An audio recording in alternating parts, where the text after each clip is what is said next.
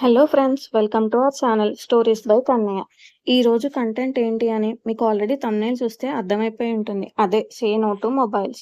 Mobile అవసరమే కానీ వ్యసనం కాకూడదు. మన భవిష్యత్తు స్క్రీన్లో కాదు, నిజ జీవితంలో ఉంది. ఈ రోజు నుంచే మొబైల్ వ్యసనానికి నో చెప్పి జీవితానికి ఎస్ చెప్పుదాం.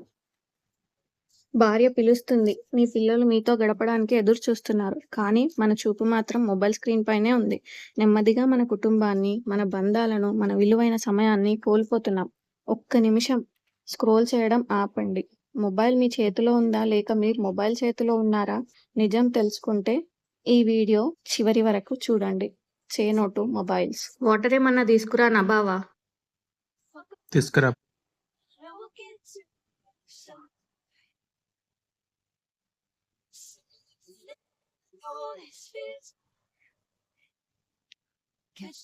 టీ ఏమన్నా తీసుకురా నబావా?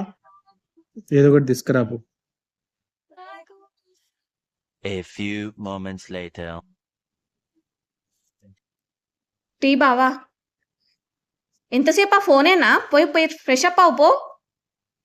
నాకు తెలీదా ఎప్పుడు ఏం చేయాలో? నోరు మూసుకొని నీ పను చేసుకోపో.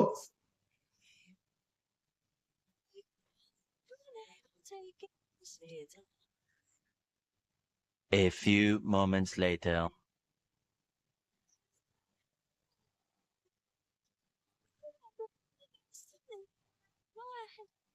అన్నం పెట్టనా బావా? నాకేం ఆకర్లేదు, మీరే తినండి. హోంవర్క్ ఇచ్చిందా బంగారం టీచర్? ఇచ్చింది. చాలుందా? చాలండి.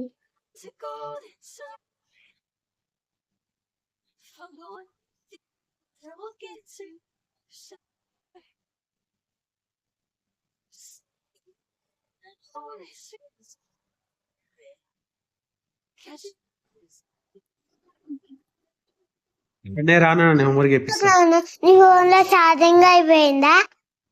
అంటే నీకు మేము ఎప్పుడు కనిపించాం కదా బావా, నీకు ఫోనే లోకం కదా. నువ్వు మహా అయితే మాతో ఉండదు, పొద్దున 1 గంట, సాయంత్రం ఒక 2 గంటలు. ఆ ఉన్న కొద్దిసేపు కూడా ఫోనే చూస్తావు. తినేటప్పుడు ఫోనే, తాగేటప్పుడు ఫోనే, ఆఖరి వాష్రూమ్ లో పోతే కూడా ఫోనే.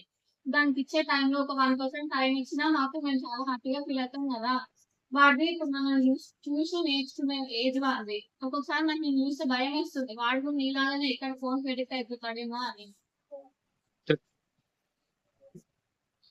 సారీ, రైట్ నుంచి మీతో ఫోన్ చూడాలి. స్పెండ్ చేస్తా. ఫోన్ అవసరమైనంత వరకు మాత్రమే వాడాలి, అంతకు మించి వాడితే మంచిది కాదు. సో ప్లీజ్, మా ఇంట్లో లాగే మీ ఇంట్లో కూడా మీ మార్పు కోసం ఎదురు చూస్తున్న కుటుంబానికి సంతోషాన్ని ఇవ్వండి. Say no to mobile. Please do like, share, comment and subscribe.